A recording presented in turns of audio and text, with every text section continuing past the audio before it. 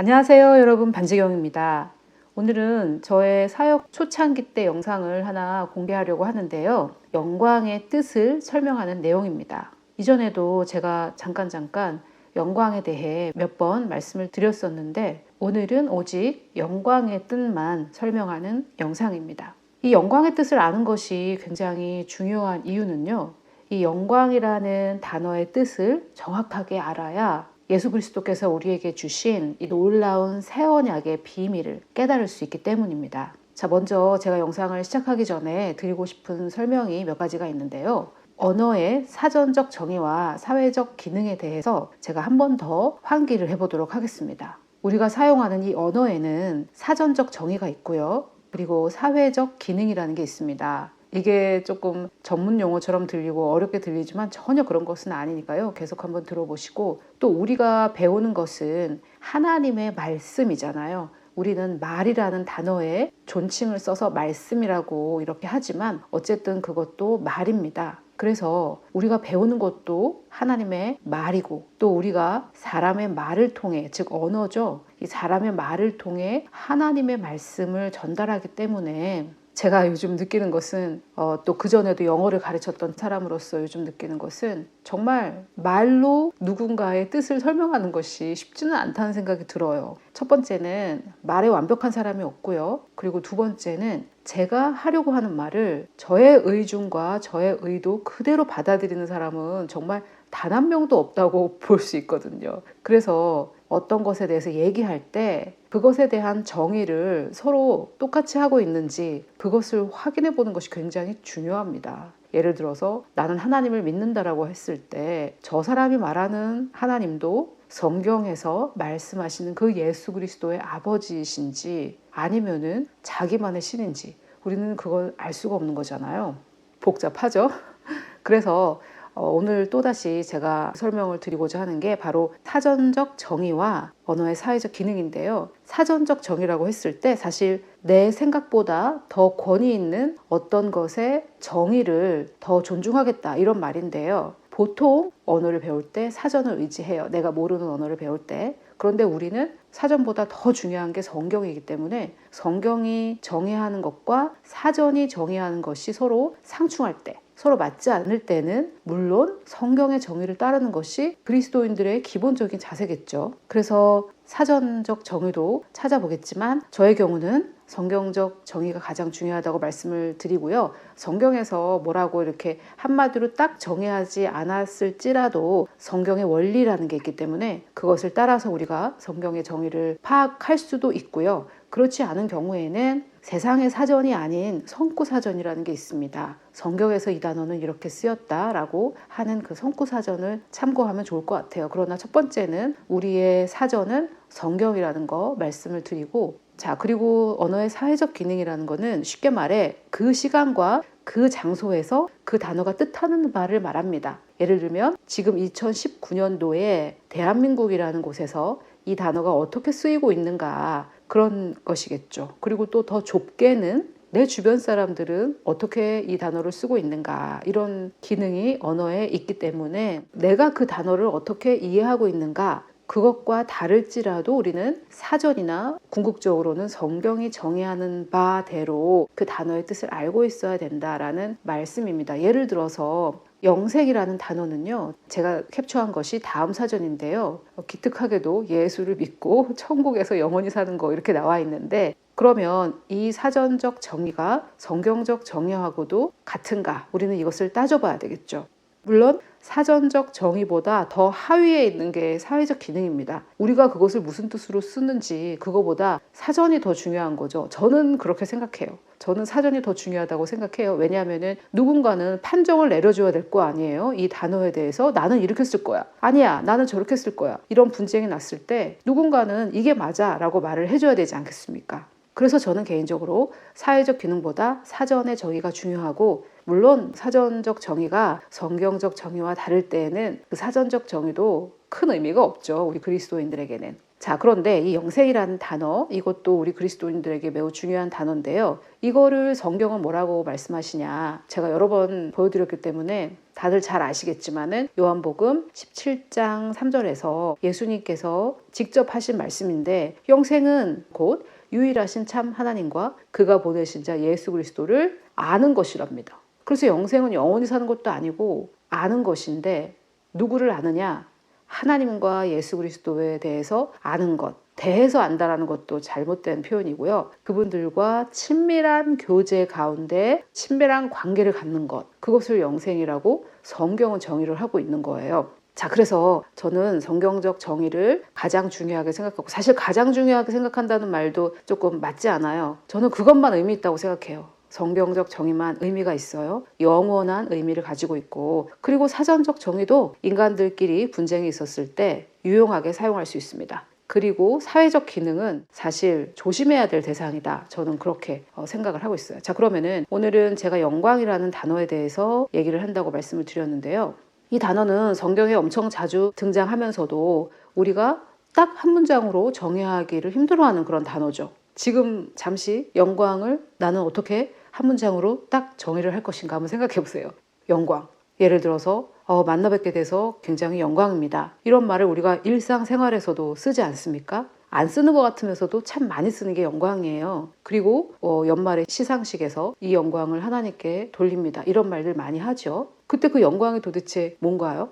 만나 뵙게 돼서 영광입니다. 이 영광을 하나님께 돌립니다. 우리가 뭐라고 딱 한마디로 표현할 수 없지만은 지금 다들 영광은 뭐 영광이란 뜻이지 이렇게 생각을 하고 계실 거예요. 그리고 그 뜻이 사실 사전적인 정의와도 일치를 합니다. 그런데 우리가 그냥 한 문장으로 정의를 하지 못할 뿐이에요. 자, 그런데 이 영광의 경우 이 단어는 사회적 기능, 즉 우리가 알고 있는 그 뜻, 그것과 사전적 의미가 매우 비슷한 단어이기 때문에 바로 제가 사전을 보여드리도록 할게요. 물론 우리에게는 성경적 정의가 유일하게 의미가 있다, 이렇게 제가 말씀을 드렸는데요. 그것은 계속해서 보실 오늘의 영상에서 설명을 하고 있으니까요. 사전적 정의를 먼저 보여드리도록 하겠습니다. 먼저 한국어 사전 보고 그 다음에 신약이 기록된 헬라어 성구 사전을 보겠습니다. 구약을 지금 제가 얘기하는 게 아니에요. 구약은 히브리어로 기록되어 있는데 히브리어로 영광은 카보드라는 발음이고요. 뜻은 무게라는 뜻이 있어요. 그런데 저는 하나님께서 구약은 히브리어로 기록하신 이유가 있다고 생각을 하고, 또 신약은 예수님께서 아람어를 쓰셨지만 그럼에도 불구하고 헬라어로 기록하신 그 나름대로의 이유가 있다고 생각을 해요. 하나님의 뜻에는 이유가 있고, 그리고 또 더 중요한 것은 예수님이 영광에 대해서 얘기하셨을 때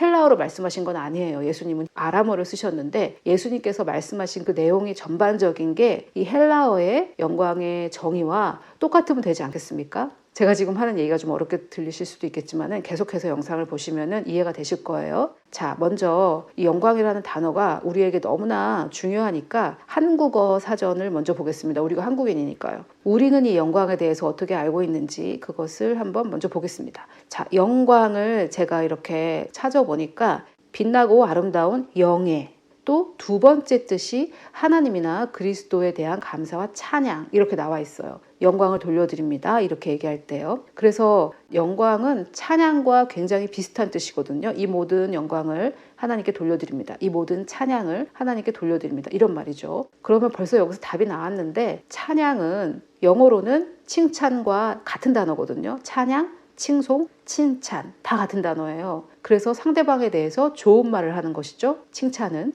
그런데 그것이 높임말로 하면 찬양이에요. 우리가 요새 또 찬양이라는 이 말을 약간 희화화해서 어떤 사람을 찬양한다 이런 얘기도 하지 않습니까? 그래서 찬양한다고 했을 때는 좋은 얘기만 하는 거죠. 그래서 영광이 사실은 좋은 의견을 가지고 있는 거죠, 어떤 대상에 대해서. 자, 그런데 이제 그것은 두 번째 뜻으로 분류가 되어 있으니까 첫 번째, 빛나고 아름다운 영예. 여기에서 이 빛난다가 이제 영자인데요. 이 빛이 눈으로 볼 수 있는 그런 빛이 아니라는 거 우리가 다 알고 있죠. 그러면은 아름다운 영예, 이 영예가 뭔지 또 한번 찾아볼게요. 영예, 영광스러운 명예. 그런데 여기 보니까 영광스러운이 또 반복이 되잖아요. 그래서 영광스러운, 예, 명예라는 뜻입니다. 자, 명예를 또 제가 클릭을 해보니까 세상에 널리 인정받아 얻은 좋은 평판이나 이름. 그래서 결론적으로는 영광이라는 말은 곧 영예, 즉 명예라고 볼 수 있어요. 결론적으로 좋은 평판이죠. 좋은 평판. 영광은 좋은 평판입니다. 한국어 사전에도 이렇게 나와 있죠.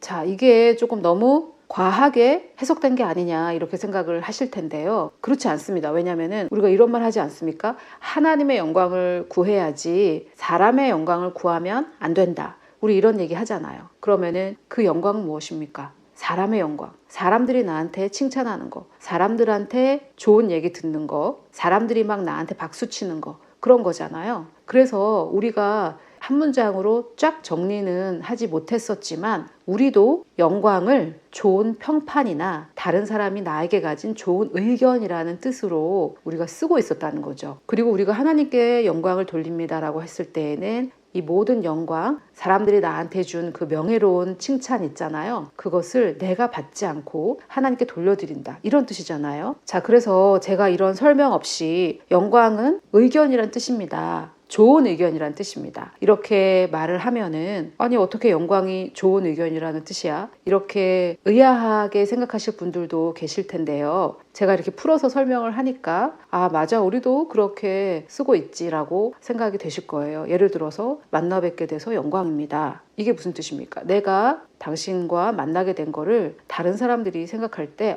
정말 저런 사람을 만나다니 정말 좋겠다. 와, 저 사람은 저런 사람하고도 만나고 진짜 대단한 사람인가 보네. 뭐 이렇게 칭찬하고 좋은 평판을 해주는 거잖아요. 그래서 우리는 이 영광이라는 이 단어를 사실상 사전적 정의와 동일하게 우리는 인지를 하고 있습니다. 자, 그러면은 신약이 기록된 헬라어는 어떻게 영광을 정의하고 있는지 한번 설명을 드려보도록 할게요. 제가 지금 설명해 드릴 거는 구약이 아닙니다. 구약이 아니고 신약에 나온 단어의 뜻이에요. 가끔 제 설명을 들으시고 영광은 그런 뜻이 아니라고 하면서 구약의 구절들을 저에게 증거로 보여주시는 분들이 계신데 저는 지금 구약의 영광을 말하는 것이 아닙니다. 저는 신약에 기록된 헬라어 영광의 뜻을 여러분들께 설명을 드리고자 하는 거예요. 자, 신약에서 영광은 닥사라는 말입니다. 여기 보니까 한국어 사전과 동일하게 첫 번째로 opinion, 의견이 딱 나와 있죠. opinion. 두 번째로 judgment, 판단인데 평판이죠. 평판.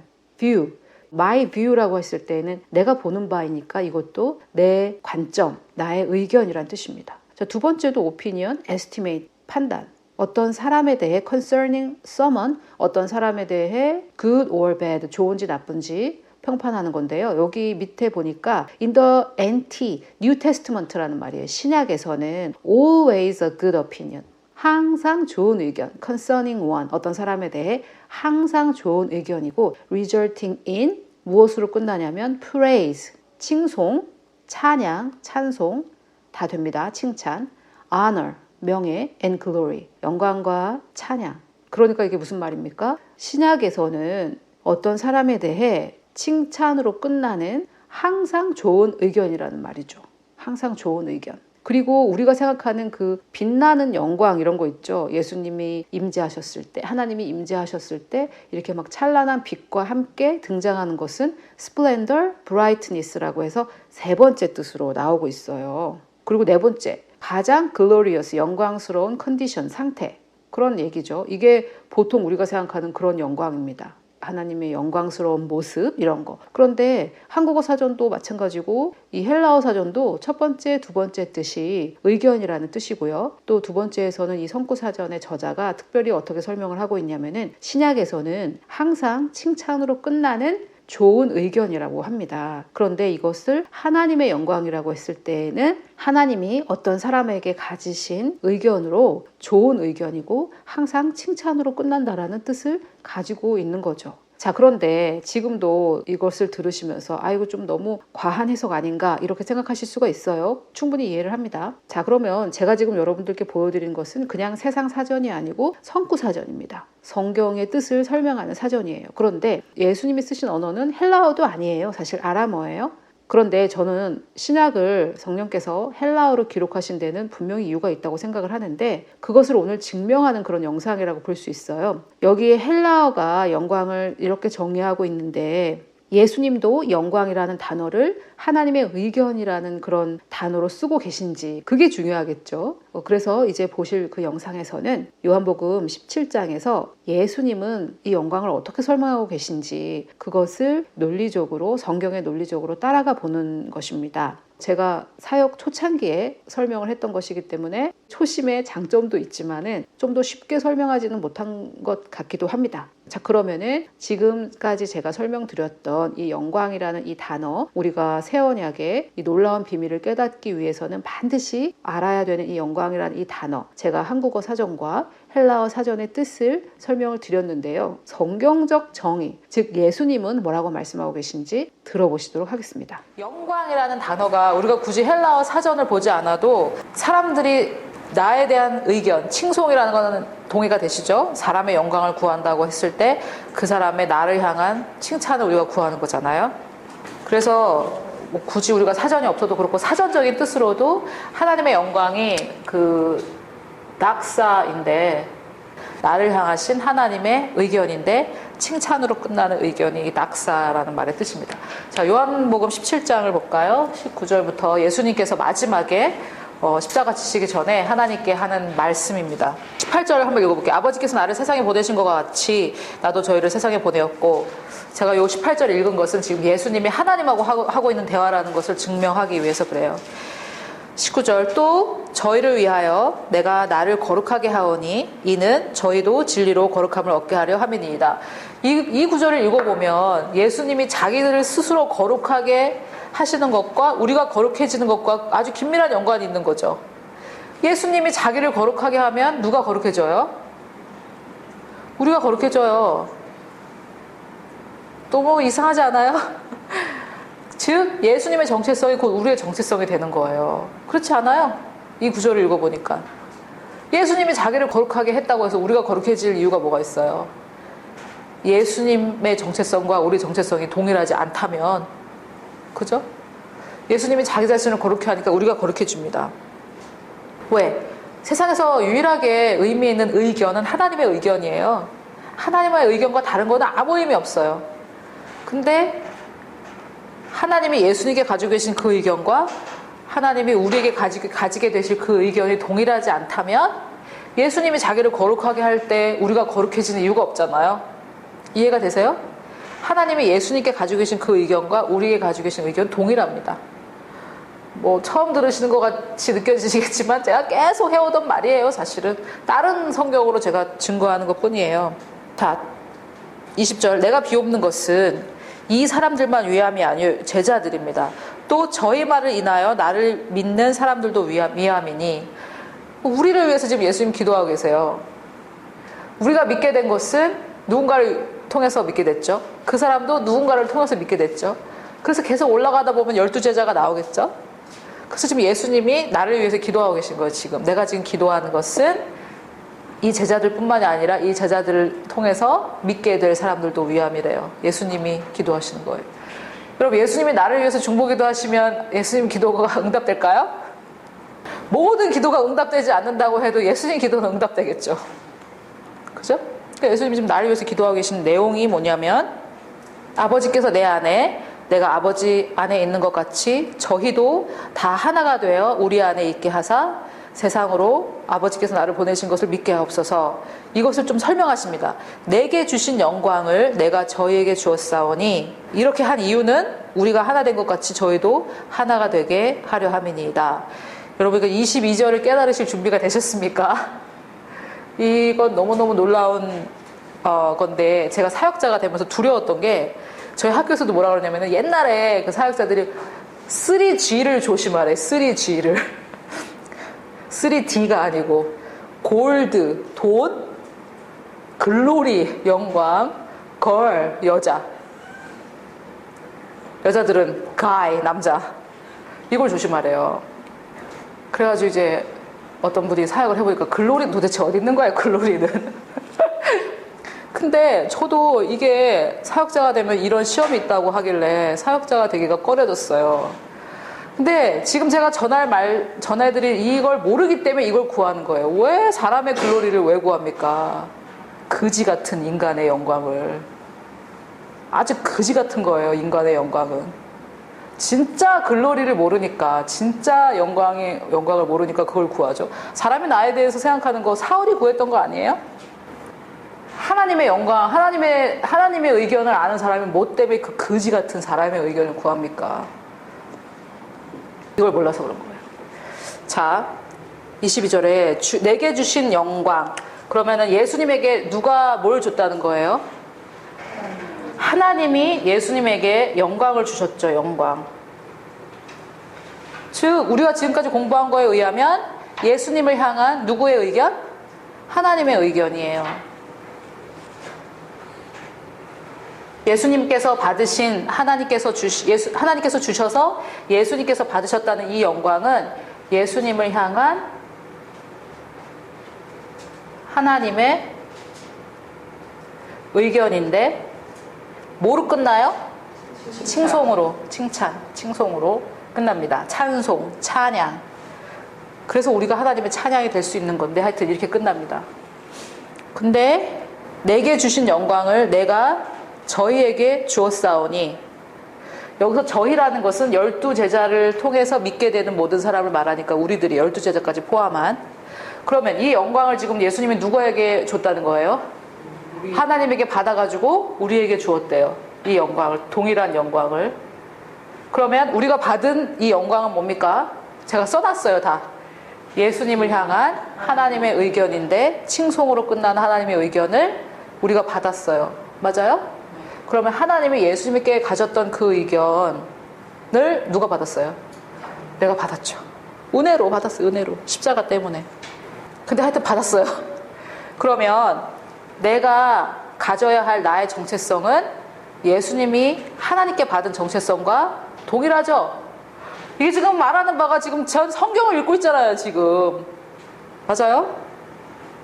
동일해요. 그런데 놀라운 비밀 또 하나가 있습니다. 그게 끝이 아니에요, 지금. 아이고야, 이거.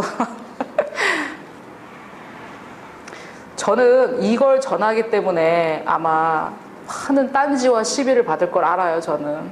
이걸 안 전하면 아무 문제 없어요.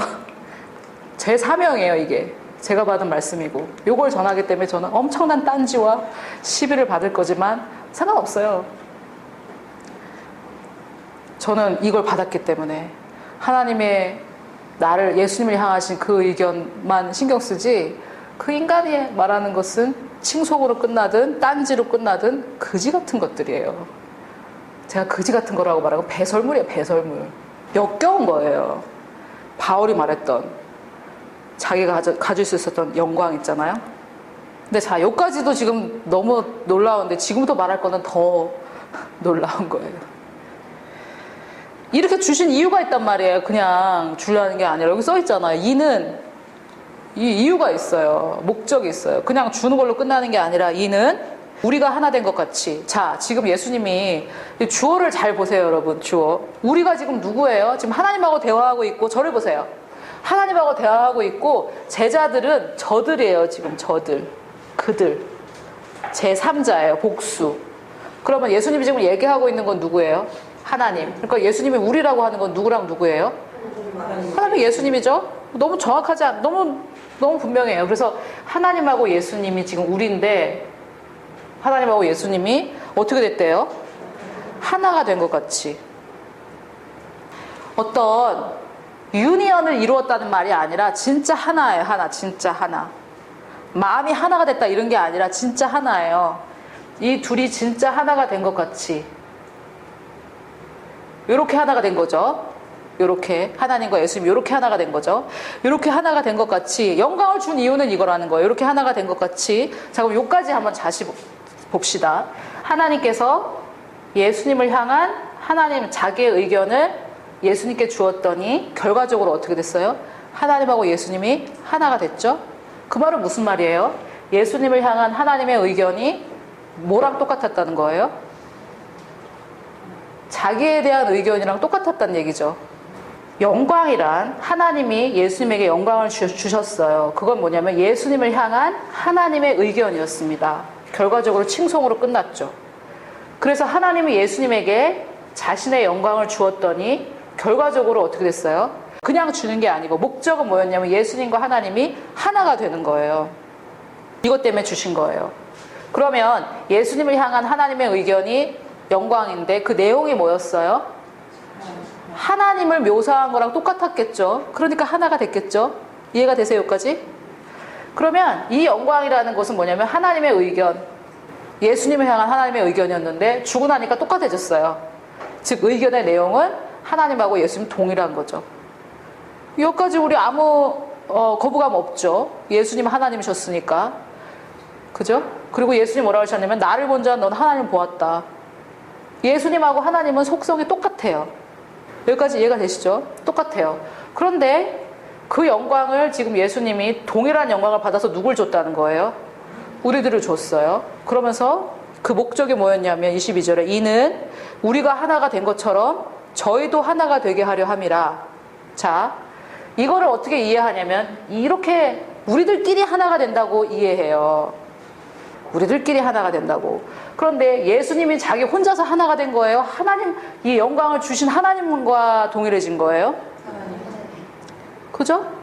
이 영광을 주신 분하고 동일해진 거 아니에요? 그러면 우리가 누구에게 영광을 받았어요? 예수님의 영광을 받았으니까 우리랑 누구랑 동일해지는 거예요? 예수님하고 동일해져야 논리적으로 맞지 않아요? 지금 이 말이. 그죠? 우리가 이렇게 하나 된 것처럼 저희들도 하나 되게 하려 함이라. 이 말 아니에요? 여기서는 이렇게 하나 됐는데 여기서 갑자기 우리들끼리 하나가 돼요. 결과적으로도 그렇게 해도 말은 돼요. 왜냐하면 각자가 다 예수님처럼 자기를 의식한다면 하나가 되는 거죠. 그런데 이게 먼저 있어야죠. 그죠? 여기까지 이해가 되세요? 그래서 이렇게 영광에 이렇게 해서 온 이유는 아무 이유 없이 한 게 아니고 목적이 있어요. 하나님과 예수님이 하나 된 것처럼 우리도 예수님과 하나가 되는 거죠. 근데 지금 사람들이 예수님하고 나하고 하나가 됐다는 것은 조금 이해하기 어렵지만 그래도 받아들여요. 근데 예수님하고 나하고 하나가 됐다는 것은 결국 누구랑 내가 하나가 됐다는 거예요? 하나님하고 내가 하나가 됐다는 것은 받아들이기 어려워해요. 왜냐면 사람들 생각 속에 예수님은 좀 클래스가 낮고 하나님은 굉장히 클래스가 높아요. 그렇지만 예수님 뭐라 그랬냐면 너희가 나를 봤으면 아버지를 봤다고 그랬거든요. 동일하신 분이에요. 예수님을 약간 클래스가 떨어지게 보는 거죠, 우리가. 그렇지 않아요. 그래서 결과적으로 이렇게 건너왔지만 결과적으로 우리는 누구의 영광을 받은 거예요? 아니 내가 우주의 창조자이신 여호와 하나님이 그분이 나에게 영광을 돌렸는데 왜 사람의 영광을 구하겠습니까?